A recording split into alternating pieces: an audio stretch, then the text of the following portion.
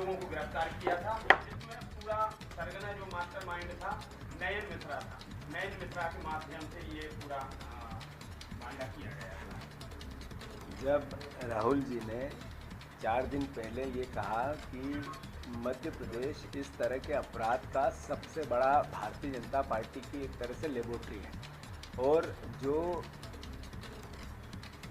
40 exam Madhya Pradesh में हुए भर्तियों की अलग या पीएससी की एग्ज़ाम्स की इस तरह की गतिविधियां अगर कहीं से प्रारंभ हुई तो वो मध्य प्रदेश में। बार बार जो एबीवीपी के और बीजेपी के कार्यकर्ता के रूप में काम करने वाले लोगों को इस तरह की ठेके जिम्मेवारियां या पदों पर बिठाया जाता है तो स्वाभाविक रूप से इस तरह का क्राइम करने में Bharatiya Janata party anti national activity करती है। ये एबीवीपी का कार्यकर्ता अगर किसी पद पे बैठ गया, इन्हें बीजेपी के अनुवांशिक संगठन का कार्यकर्ता किसी पद पे बैठा और फिर पेपर लीक करता है तो ये इस देश के भविष्य के लिए कुठाराघात करता है, उसके अंधकारमय करता है। तो ये एक तरह से एंटी नेशनल एक्टिविटी में आता है।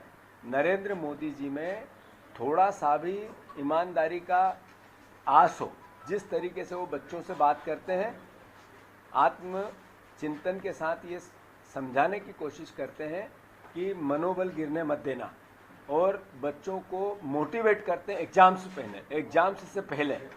वैसी तरीके से जब पेपर लीक होते हैं तो उन अपराधियों पे कार्रवाई नहीं करते।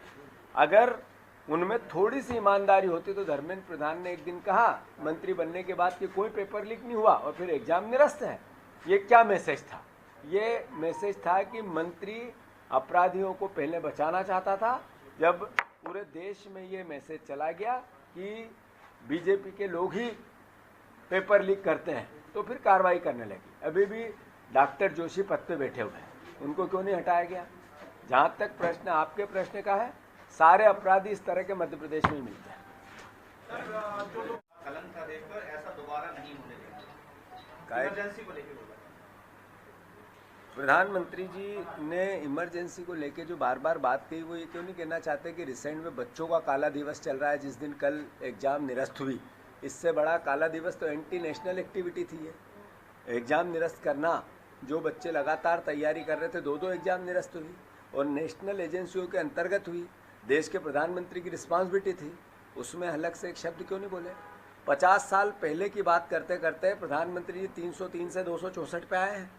अगर भविष्य की बात करेंगे, जो इसकी जिम्मेवारी है उनकी, उनको सुधार करेंगे तो ज़्यादा बेटर होगा। डॉक्टर जोशी का इस्तीफा क्यों नहीं ले रहे हो? क्या कारण है? जिनके रहते हुए बार बार पेपर लीक होते हैं, जिनके रहते हुए जहाँ जाते हैं वहाँ पर घपले और घोटाले होते हैं।